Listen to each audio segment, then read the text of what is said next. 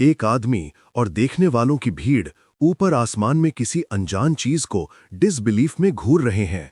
अचानक टोक्यो के ऊपर एक फोन की स्क्रीन पर आसमान में एक इम्पॉसिबल स्ट्रक्चर दिखाई देता है। बादलों के बीच एक बड़ा सा चमकता हुआ किला प्रकट होता है, जिसके चारों तरफ रोशनी के शिमरिंग रिंग्स हैं। भीड़ हैरानी से देखती है जब उस मिस्टीरियस फिनोमिनन को इन्वर्टेड कैसल के रूप में पहचाना जाता है। साथ ही पूरे जापान में मोनोलिथ जैसे डंजन्स प्रकट होने लगते हैं। गांव के खेत से लेकर पुराने मंदिरों तक इस नए दौर में कुछ शक्तिशाली लोग इस केओस से उभरने लगे।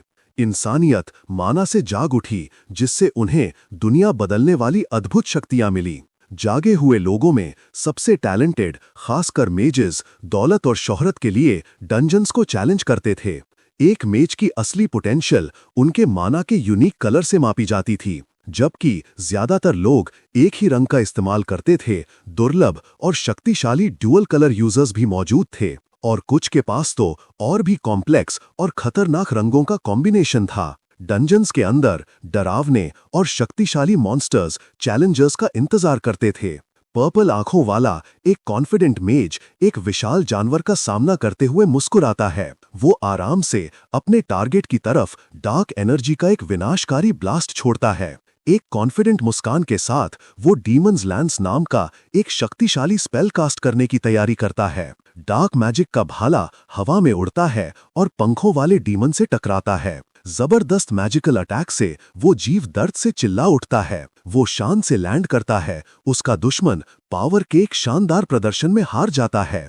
कहीं और सफेद बालों वाला एक नौजवान भारी उदास एक्सप्रेशन के साथ चलता है। अचानक उस पर रेड एनर्जी का एक ब्लास्ट लगता है, जिससे वो पूरी तरह से सरप्राइज हो जाता है। वो शक्तिशाली मेज, जिसका नाम कुरासाकी काय द पर्पल किंग है, उसके ऊपर मंडराता है और उसे कुछ उठाने का ऑर्डर देता है। व्हाइट बालों वाले लड़के के बारे में पता चलता है कि वो इस दुनिया में एक कंप्लीट रेयरिटी है। वो कलरलेस है। अपने मैजिकल टैलेंट की कमी के बावजूद वो एक मागे बनने के अपने सपने से पूरी तरह से जुड़ा हुआ है। जिंदा रहने के लिए वो एक पॉटर के रूप में काम करता है, दूसरे मागेस के लिए कीमती डंजन ड्रॉप्स उठाता है। वो एक माना क्रिस्टल को पकड़ता है। उसका एक्सप्रेशन प्योर, अटल निश्चय का है। कुछ समय बाद एक पार्टी दो बड़े डरावने दरवाजों के सामने पहुंचती है। अंदर एक पार्टी मेंबर कॉन्फिडेंस से कहता है कि वो बॉस रूम में पहुंच गए हैं और आसान जीत की उम्मीद करते हैं। चैम्बर में एक भारी थुद गूंजती है जब विशाल दरवाजे खुलने लगते हैं। कई की पार्टी लड़ाई के लिए तैयार विशाल सर्कुलर बॉस चैम्बर में कदम रखती है। उनके सामने डंजन बॉस क्रोनोस, समय और स्पेस का देवता, प्रकट होता है। उसका लेवल अनजान है। कई उसे निरादर से देखता है। इम्प्रेस ना होकर वो उस डिवाइन बीइंग को डिसमिस कर देता है। जब वो अपना मैजिक इकट्ठा करता है, वो तुरंत देवता पर शैडोई प्रोजेक्टाइल्स की बौछार कर देता है। कई एक और शक्तिशाली हमला करता है, जिसे वो डीमन स्लेन कहता है, लेकिन क्रोनोस आसानी से पूरे हमले को इथीरियल ब्लेड्स की झड़ी से रोक देता है। देवता बिल्कुल बेअसर रहता है। उसकी चमकती आंखें अपने अपोनेंट पर टिकी हुई हैं। कई पूरे डिसबिलीफ में घूरता है। उसका घमंड तुरंत झटके में बदल जाता है। क्रोनोस की आंख अत्यधिक और भयानक शक्ति से चमकती है। अचानक कई पर एक भयानक दबाव पड़ता है जब एक खतरनाक लाल ऑरा उसे घेर लेती है। लाल रोशनी की एक तेज चमक में एक तरफा लड़ाई एक क्रूर नरसंहार में बदल जाती है। दूसरे पार्टी के दो मेंबर खून से सने हुए डर से देख रहे हैं। जब उसके साथी उसके आसपास गिरते हैं तो सफेद बालों वाला लड़का उस कार्नेज के बीच अचानक जम जाता है। वो पूरी तरह से कंफ्यूजन में उस तबाही को घूरता है, मुश्किल से समझ पा रहा है कि क्या हुआ। वो हल्के से कांपते हुए डिसबिलीफ में बड़बड़ाता है कि ये सच नहीं हो सकता। उसे डर के साथ एहसास होता है कि लेजेंडरी पर्पल किंग कई एक ही पल में हार गया था। जिंदा बचे मेजेस चिल्लाते हैं और भागने की कोशिश करते हैं, लेकिन उन्हें तुरंत मार दिया जाता है। क्रोनोस लाशों के ऊपर शांति से खड़ा है। कमरा अब शांत है। आखिरी हमले के जोर से लड़का पीछे की लड़खड़ा लड़खड़ा जाता है। अकेले सर्वाइवर के रूप में उसका सामना क्रोनोस से होता है, जो उसके कलरलेस होने पर टिप्पणी करता है। हार ना मानते हुए उसका दिमाग तेजी से चलता है जब उसका हाथ एक गिरी हुई तलवार पर बंद होता है। ललकार की आखिरी कोशिश के साथ वो ब्लेड उठाता है और चिल्लाता है कि वो मरने से इनकार करता है। क्रोनोस लड़के के ऊपर मंडराता है।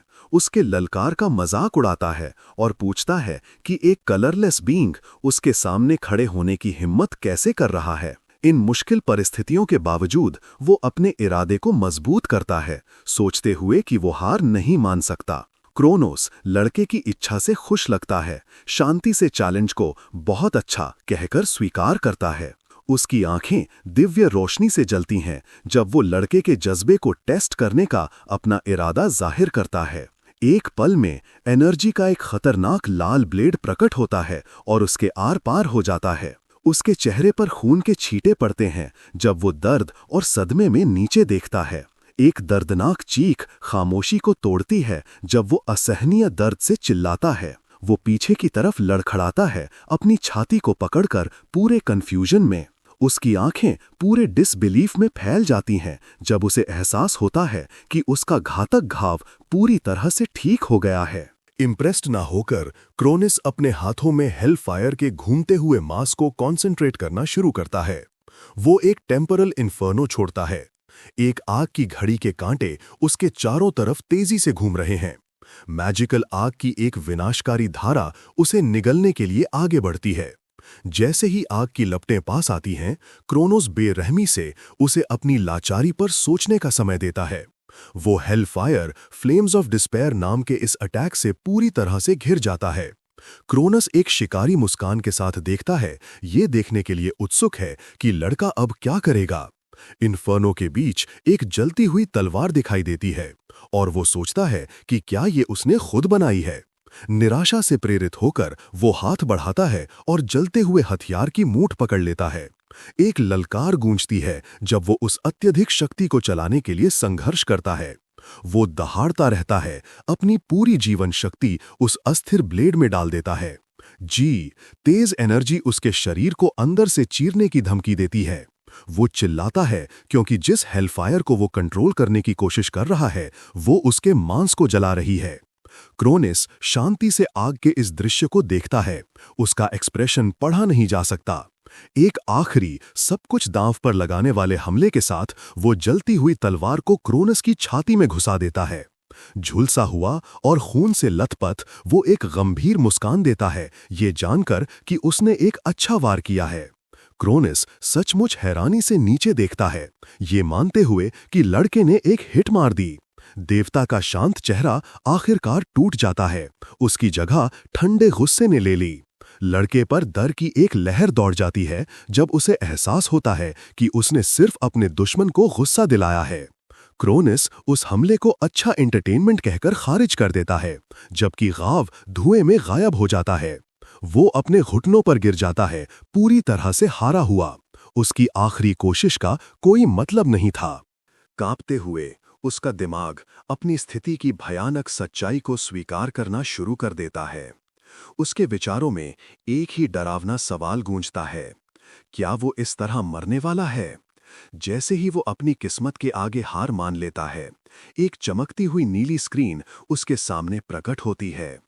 एक सिस्टम अलर्ट कंफर्म करता है कि क्रोनोस की मौजूदगी उसके ब्लैक स्किल पर लगी सील को हटा रही है। उसे अचानक एक नई शक्ति मिलती है, एक्स्ट्रा स्किल ड्रेन। एक अनजान शक्ति उसके अंदर से गुजरती है और उसकी आंखें हल्की रोशनी से चमकने लगती हैं। दर्द से अपना सर पकड़कर वो एक छिपी हुई योग्यता को जारी करता है, जिसके बारे में उसे कभी पता नहीं था। रिवाइंड। दुनिया उसके चारों तरफ डार्क टेम्पोरल एनर्जी के घूमते हुए वोर्टेक्स में घुल जाती है।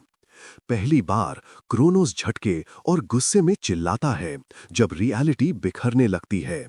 Executing regression. समय घूमते हुए घड़ियों के चेहरों और टूटे हुए गियर्स के एक क्योटिक तूफान में टूट जाता है। रोशनी खुद मुड़ जाती है और टूट जाती है जब उसकी चेतना को जबरदस्ती अतीत में खींच लिया जाता है।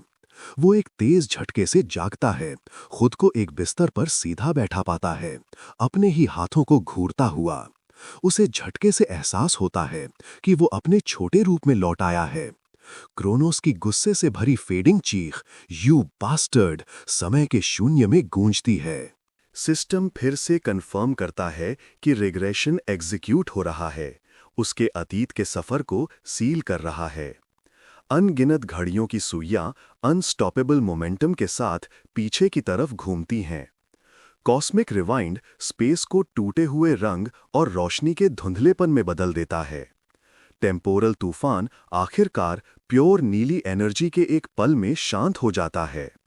एक रहस्यमयी आवाज उसके दिमाग में गूंजती है, उसे सूचित करती है कि अब वो क्रोनोस को हराने में सक्षम है।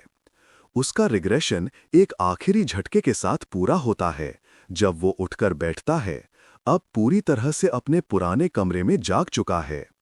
बड़ी आंखों के साथ उसे अचानक एहसास होता है कि वो छोटा हो गया है। वो पूरे डिसबिलीफ में अपने चेहरे को छूता है, इस इम्पॉसिबल चीज को प्रोसेस करने की कोशिश करता है। बाहर से देखने पर वो अपने बिस्तर पर उठकर बैठता है जब एक नई सुबह शुरू होती है। उसके उलझे हुए विचार एक चमकते नीले आसमान में गूंजते हैं। एक हाईटेक फ्लोटिंग टावर की याद आती है जो कभी आसमान में दिखा था। उस इम्पॉसिबल स्ट्रक्चर की छवि उसके दिमाग में छप गई है। उसे याद है कि कैसे वो शानदार टावर धीरे धीरे एक भ्रष्ट काले रंग से दागदार हो गया था।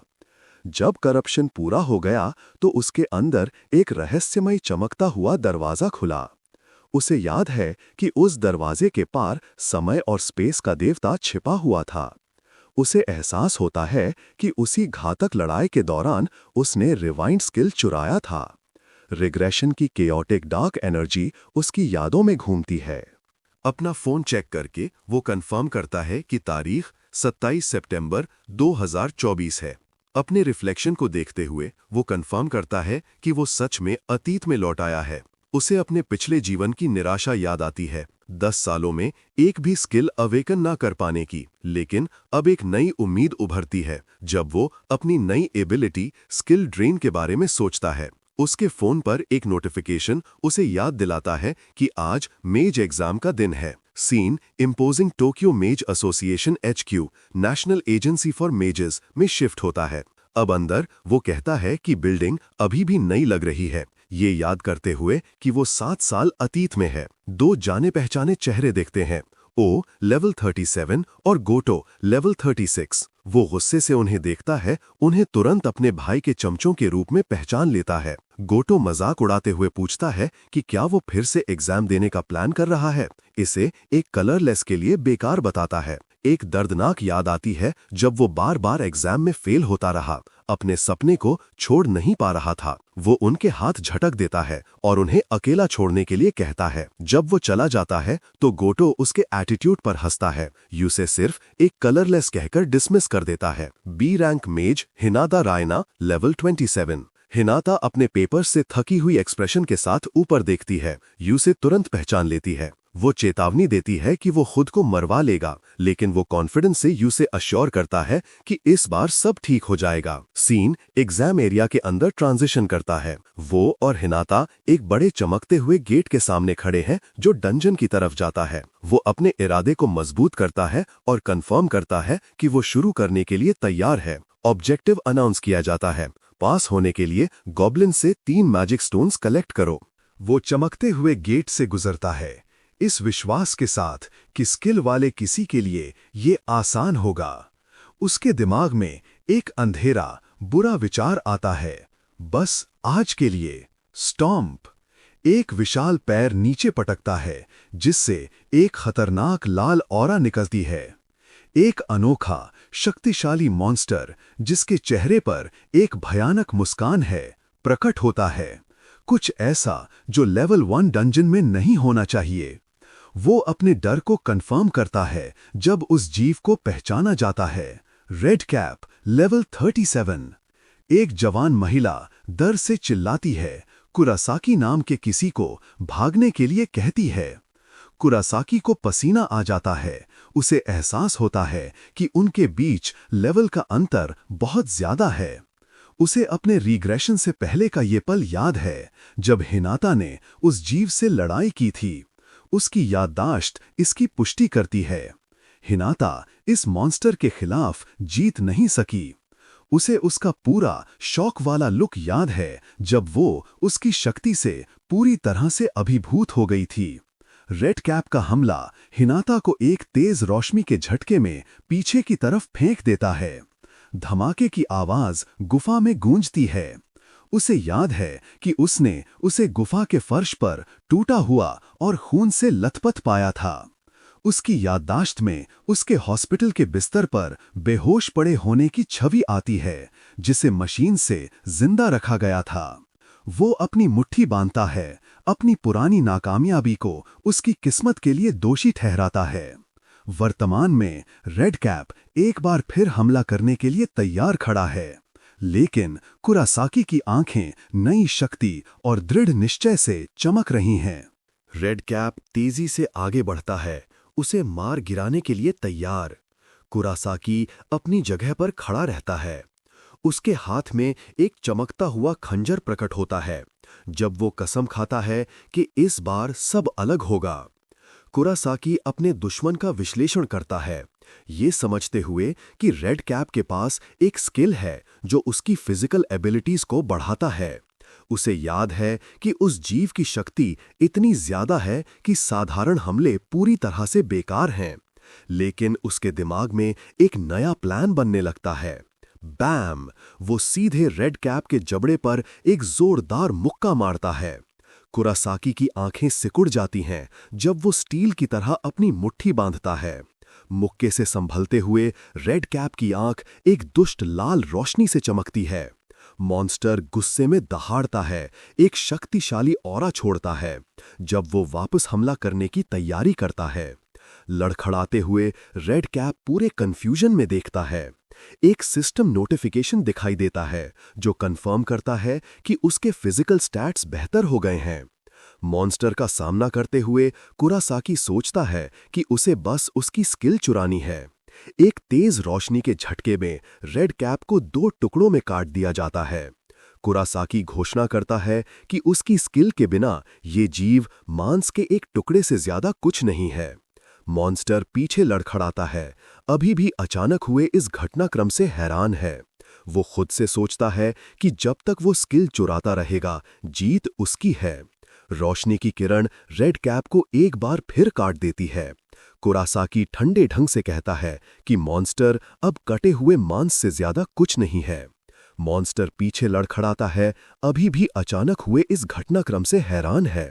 वो खुद से सोचता है कि जब तक वो स्किल चुराता रहेगा, जीत उसकी है। रोशनी की किरण रेड कैप को एक बार फिर काट देती है।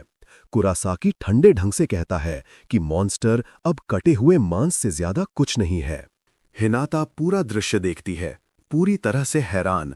उसके चारों तरफ अंधेरी ऊर्जा घूमती है जब वो अपनी अनोखी योग्यता स्किल ड्रेन को एक्टिवेट करता है। नई शक्ति को महसूस करते हुए वो मानता है कि ये कितना अद्भुत है। हिनाता डिसबिलीफ में उसकी तरफ मुड़ती है, पूछती है कि ये कैसे संभव हुआ। वो हिचकिचाता है, ये फैसला करते हुए कि ब्लैक स्किल्स के बारे में कुछ भी न बताना बेहतर है। गुस्से में हिनाता उस पर झूठ बोलने का आरोप लगाती है और उसकी जीत को सिर्फ एक इत्तेफाक कहकर खारिज कर देती है। वो जल्दी से अपने आप को संभालती है और घोषणा करती है कि एक इर्रेगुलर के आने के कारण एग्जाम कैंसिल कर दिया गया है। कुरासाकी हारे हुए रेड कैप के काले घुलते हुए अवशेषों पर खड़ा है। वो उसके द्वारा गिराए गए बड़े मैजिक स्टोन को उठाता है, ये नोट करते हुए कि इर्रेगुलर अभी तक नहीं आना चाहिए था। अपने मूल लक्ष्य को याद करते हुए उसे एहसास होता है कि उसे पास होने के लिए अभी भी 2 और माना स्टोन्स की जरूरत है। घबराकर हिनाता चिल्लाती है कि ये उसका समय नहीं है और उसे खतरे की चेतावनी देती है। तभी चमकती हुई लाल आंखों वाले 2 गॉब्लिन्स साए से बाहर निकलते हैं। मॉन्स्टर्स क्रूरता से गुर्राते हैं जब वो हमला करने के लिए आगे बढ़ते हैं। पलक झपकते ही कुरासाकी आसानी से दोनों गॉब्लिन्स को काट देता है। वो उनकी गिरी हुई लाशों के पास से बिना सोचे गुजर जाता है। एक कॉन्फिडेंट मुस्कान के साथ वो जरूरी 3 स्टोन्स उठाता है और पूछता है कि क्या वो उन्हें ले सकता है। मैच एसोसिएशन के भीड़-भाड़ लॉबी में वापस वो अपने रिजल्ट्स का इंतजार करता है। उसे अपना ऑफिशियल सी रैंक लाइसेंस मिलता है जिस पर कुरासाकी रे नाम लिखा है। रे अपने दुखद पिछले जीवन को याद करता है जहां वो 10 साल तक सिर्फ एक पोर्टर था। अपनी नई आईडी को देखते हुए उसे आखिरकार एक मेज बनने की उपलब्धि का एहसास होता है। एक अटेंडेंट उसके द्वारा जमा किए गए माना स्टोन्स को एक्सचेंज करने की प्रक्रिया समझाता है। एक इन्फोग्राफिक बताता है कि कैसे माना स्टोन्स एक मूल्यवान एमिशन फ्री एनर्जी सोर्स हैं जिन्हें लाभ के लिए बेचा जा सकता है। री रसीद की जांच करता है, ये सोचते हुए कि A- रैंक के मॉन्स्टर का स्टोन एक अच्छी आय प्रदान करेगा। वो ये देखकर हैरान है कि रेड कैप का आइटम 3 मिलियन का है। स्टैगरिंग अमाउंट उसके दिमाग में गूंजता है। 3 मिलियन! हिनाता हंसती है, ये कहते हुए कि माजिस बहुत कमाते हैं, और री से कहती है कि वो और भी बहुत कुछ हासिल कर सकता है। अब एक रजिस्टर्ड मेज री एक विशाल चमकते नीले डंजन गेट के सामने खड़ा है। वो अपना हाथ आगे बढ़ाता है, गेट के होलोग्राफिक इंटरफेस को छूता है। सिस्टम कंफर्म करता है कि गेट उसके लिए रिजर्व्ड है। कुरासाकी रे, रैंक सी। वो सोचता है कि अपने पिछले जीवन में वो कभी अकेले डंजन में प्रवेश नहीं कर पाया था। हिनाता को लाइफ सपोर्ट पर याद करते हुए उसे बचाने का उसका संकल्प और मजबूत हो जाता है। उसकी चमकती खुश मुस्कान की एक याद उसके दिमाग में आती है। नए दृढ़ निश्चय के साथ री कसम खाता है कि इस बार वो भविष्य बदल देगा। उसकी हथेली में नीली ऊर्जा इकट्ठा होती है जब वो एक नया स्किल माना एक्टिवेट करता है। री खुद को तैयार करता है, नीले माना के एक कड़कते ढाल में लिपटा हुआ। अचानक डंजन के प्रवेश द्वार से एक आवाज पूछती है कि वो यहाँ क्या कर रहा है, जिसे रे हैरानी से मुड़ जाता है। ये गोटो और ओ हैं जो मजाक उड़ाते हुए पूछते हैं कि एक कलरलेस मेज अकेले डंजन में प्रवेश करने की हिम्मत कैसे कर सकता है। रे शांति से कहता है कि उसने एग्जाम पास कर लिया है और उसे यहाँ होने का पूरा अधिकार है। Bam! A वैम! hand एक हाथ viciously क्रूरता से grabs उसके him by बाल the पकड़ hair. लेता है। गोटो Goto हंसता है sneers as he जब वो राई holds को Ray पकड़ता है, captive, उसकी demanding to अनोखी see स्किल his देखने की supposed मांग करता skill. है। Ray राई मन ही internally मन नोट notes that करता his है mana कि hand उसका is माना a हान physical एक physical compression of compression mana, है जिसे too तोड़ने strong के for a लिए simple एक साधारण enhancement skill to enhancement break. Skill Thinking बहुत he has a कमजोर है। plan, Ray ये plants सोचते his हुए foot, कि ready उसके to पास एक प्लान है, counterattack. He राई lands a अपना पैर जमाता devastating है, punch to पलटवार करने के लिए Goto's face. तैयार। With a वो एक flash of चमकदार रोशनी के brilliant झटके के light, साथ गोटो के Hugh चेहरे पर एक Goto विनाशकारी staggers मुक्का back, मारता है। blood pouring from चुक his nose गोटो in पीछे complete लड़खड़ाता shock. है, पूरी A तरह से system हैरान। उसकी notification नाक से खून confirms बह that रहा his है। mana hand एक skill system has been notification disabled. Confirm करता है कि The उसका two माना bullies हान stare स्किल in डिसेबल हो disbelief गया as है। Ray is दोनों once again bullies disbelief surrounded में by a घूरते हैं powerful जब blue रे aura. एक बार With फिर a look एक of intense शक्तिशाली नीली focus, ऑरा से घिर जाता Ray है। reactivates his गहरे mana फोकस के hand साथ skill. राई अपने A माना हान स्किल को powerful wave of reactivate blue करता है। energy उसके erupts from शरीर his से body. नीली ऊर्जा की एक Goto शक्तिशाली लहर निकलती stares है। in utter गॉट disbelief, पूरे finally डिसबिलीफ में घूरता realizing है, that Ray has आखिरकार awakened समझते हुए कि skills. रे ने स्किल्स अवेकन कर Oiki लिए हैं। steps forward, ओइकी आगे warning बढ़ता है, Ray not राई to को get चेतावनी arrogant देता as he है कि prepares वो his own अहंकारी ना attack. बने जब वो With अपना a हमला तैयार malevolent करता है। grin, एक Oiki दुष्ट मुस्कान के unleashes a साथ powerful ओइकी एक fireball spell. शक्तिशाली Ray फायरबॉल counters स्पेल छोड़ता by है। channeling a राई अपनी golden मुट्ठी में aura एक into सुनहरी his ऑरा चैनल fist, करके पलटवार activating करता है, another एक और ability. Ability His glowing activate करता fist है। collides उसकी with the चमकती हुई fireball in मुट्ठी a fiery फायरबॉल से explosion. एक आग के विस्फोट With में pure टकराती है। determination, पूरे दृढ़ Ray निश्चय के punches साथ रे directly through सीधे the उस magic मैजिकल attack. अटैक पर मुक्का मारता The है। punch shatters मुक्का the फायरबॉल को fireball तोड़ and देता है slams और into a ओइकी को blue बचा रही barrier एक protecting नीली बैरियर से Oike. टकराता है। Goto गॉट दर watches से in देखता है horror जैसे ही as the बैरियर barrier टूट जाती है। cracks. ये एहसास होता है कि रे के पास बॉडी इन्हेंसमेंट भी है। वो एक जमीन पर हरा हुआ पड़ा है, पूरी तरह से उलझन में रे को देख रहा है। रे उसके ऊपर मंडराता है, सोचते हुए कि क्या उसका दुश्मन इस बात से हैरान है कि वो डुअल कलर्ड है। रे के खुले हाथ में अंधेरी कड़कदाती पर्पल ऊर्जा इकट्ठा होने लगती है। ऊर्जा एक घूमते हुए लाल गोले में बदल जाती है जब वो घोषणा करता है कि उसके पास एक और रंग है। वो शक्तिशाली लाल ऊर्जा को पकड़ता है, कंफर्म करते हुए कि उसके पास एक तीसरी अनजान शक्ति है। डर से हकलाते हुए ओइक को एहसास होता है कि रे के पास एक तीसरा रंग है, कुछ ऐसा जो असंभव माना जाता था। रे निशाना लगाता है, ऊर्जा के लाल गोले को छोड़ने की तैयारी करता है। हमला ओइक के खिलाफ विस्फोट करता है, जो दर्द से चिल्लाता है। डोटो डर से पीछे देखता है, उसकी अपनी रक्षात्मक ऑरा अभी भी एक्टिव है। उस उग्र लाल ऊर्जा को पकड़े हुए रे ठंडे ढंग से पूछता है कि क्या वो अभी भी लड़ना चाहते हैं। डर से वो माफी मांगते हुए चिल्लाते हैं और अपनी जान बचाकर भाग जाते हैं। रे उन्हें जाते हुए देखता है, चिंता करते हुए कि अगर कई नाम के किसी को पता चला तो ये ठीक नहीं होगा। एक दर्दनाक याद आती है कई नाम के एक दुष्ट व्यक्ति की, जो उसके साथ कुत्ते जैसा बर्ताव करता था। याद में दिखाया गया है कि कई विजयी रूप से अपने जूते को रे के सर पर रखकर खड़ा है। रे को याद है कि कई पहले से ही लेवल 50 का मेज है और जानता है कि अगर उसकी नई स्किल्स का पता चला तो उसे कुचल दिया जाएगा। उसके विचार एक अशुभ हाई लेवल डंजन की तरफ जाते हैं जो जल्द ही अनलॉक होने वाला है। डंजन गेट के सामने खड़े होकर उसका संकल्प साफ है। फिलहाल रे फैसला करता है कि उसकी एकमात्र प्राथमिकता अपने लेवल को जितनी जल्दी हो सके बढ़ाना है। वो चमकते हुए नीले पोर्टल से गुजरकर डंजन में प्रवेश करता है। अंदर वो सोचता है कि स्किल्स सीखने और अपने माना कंट्रोल को बढ़ाने के लिए लेवल अप करना कितना महत्वपूर्ण है। वूश! गुफा के अंदर से अचानक आग का एक विस्फोट होता है। एक फॉर्मिडेबल हुडेड जीव प्रकट होता है, एक लेवल 38 फ्लेम विजर्ड। रे संघर्ष करता है, मुश्किल से अपना एक अस्थिर फायरबॉल बना पाता है। इसके विपरीत फ्लेम विजर्ड आसानी से शक्तिशाली फायरबॉल्स की बौछार करता है। रे चेहरा बनाता है, उनके लेवल के अंतर से पैदा हुए विशाल शक्ति के अंतर को स्वीकार करते हुए। फ्लेम विजर्ड आग के हमलों की निरंतर धारा छोड़ता है। आग के एक भंवर से घिरा रे खुद को बचाने की तैयारी करता है। लाल ऊर्जा की एक शक्तिशाली किरण डंजन के अंधेरे को चीर कर निकलती है। वाम! रे आग के विस्फोट का मुकाबला अपनी एक शक्तिशाली लात से करता है। वो स्थिति का आकलन करता है, ये जानते हुए कि वो सीधे मुकाबले में जीत नहीं सकता। लेकिन उसकी दृढ़ आंखों में एक विचार की चमक आती है। उसे एहसास होता है कि लेवल चाहे कुछ भी हो, हर दुश्मन की एक मूल कमजोरी होती है। वो फ्लेम विजर्ड को उस छोटे से पल में ऑब्जर्व करता है जब वो एक स्किल का इस्तेमाल करता है। उसे एहसास होता है कि एक हमले के ठीक बाद हमेशा एक छोटा सा मौका होता है। 2 छोटे सेकंड्स के लिए मॉन्स्टर शक्तिहीन हो जाता है। ये उसके हमला करने का मौका है। अपनी मुट्ठी के चारों तरफ एक सुनहरी ऑरा के साथ वो हमला करने के लिए आगे बढ़ता है।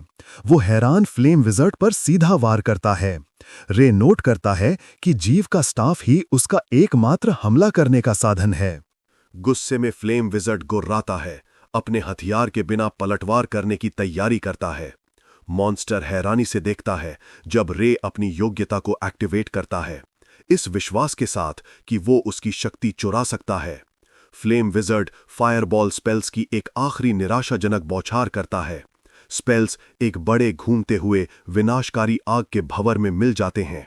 जैसे ही हमला उस पर होता है, रे के सामने एक सिस्टम नोटिफिकेशन चमकता है। नोटिफिकेशंस की एक झड़ी कंफर्म करती है कि उसने एक ही पल में कई बार लेवल अप किया है। वो सोचता है कि स्किल ड्रेन कैसे हाई लेवल मॉन्स्टर्स को आसानी से हराकर बड़े एक्सपीरियंस गेन्स के लिए आसान बनाता है। डंजन के अगले हिस्से की तरफ देखते हुए वो एक नया लक्ष्य तय करता है, लेवल 30 तक पहुंचना।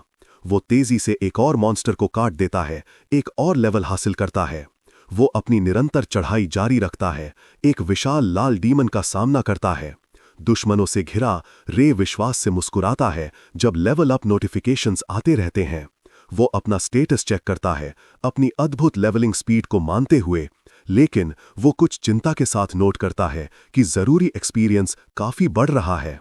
नीचे के फ्लोर्स को साफ करने के बाद रे बॉस रूम के शानदार दरवाजों पर पहुंचता है। भारी आवाज के साथ विशाल पत्थर के दरवाजे धीरे धीरे खुलते हैं। वो गुफा जैसे चेंबर में कदम रखता है जहां अंधेरे में एक भयानक साया मंडरा रहा है। डंजन के आखिरी रक्षक के पैरों के चारों तरफ हरी नेक्रोटिक एनर्जी घूमती है। वो खुद को एक लेवल 45 स्कल डीमन के सामने पाता है, जिसके साथ 2 लेवल 30 इम्प्स हैं। स्कल डीमन अपने छोटे पंखों वाले साथियों पर भयानक रूप से खड़ा है। ये समझते हुए कि वो सभी हायर लेवल के हैं, रे जानता है कि उसका एकमात्र मौका उनकी स्किल्स को चुराना है। एक सुनहरी ऑरा में लिपटा वो सीधे बॉस फाइट में कूद जाता है। वो चैम्बर से गुजरता है, एक पल में मॉन्स्टर से दूरी कम कर लेता है। वो मुख्य बॉस को निशाना बनाता है, उसकी मुट्ठी नीली माना से कड़कता रही है जब वो पहला वार करने जाता है। अचानक उसका एक्सप्रेशन पूरे झटके में बदल जाता है। क्यों?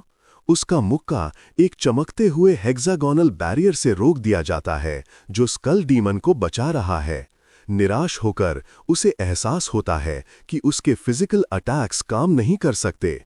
वो समस्या समझ जाता है। माना बैरियर उसे स्किल ड्रेन का इस्तेमाल करने से रोक रहा है। स्कल डीमन एक भयानक दहाड़ मारता है, पलटवार करने की तैयारी करता है। वो अद्भुत गति से आगे लपकता है। उसके पंजे सीधे राई की तरफ हैं। अपने दांत पीसते हुए राई बैरियर को तोड़ने का कोई तरीका खोजने का संकल्प लेता है। वो फैसला करता है कि उसके पास एक अलग, ज्यादा कठोर उपाय इस्तेमाल करने के अलावा कोई चारा नहीं है। बैरियर को तोड़ने के लिए वो दूसरे मॉन्स्टर्स में से एक को किसी उपयोगी चीज से वंचित करने की योजना बनाता है। तो इस एपिसोड को यहीं खत्म करते हैं। इसका नेक्स्ट पार्ट बहुत जल्द आएगा।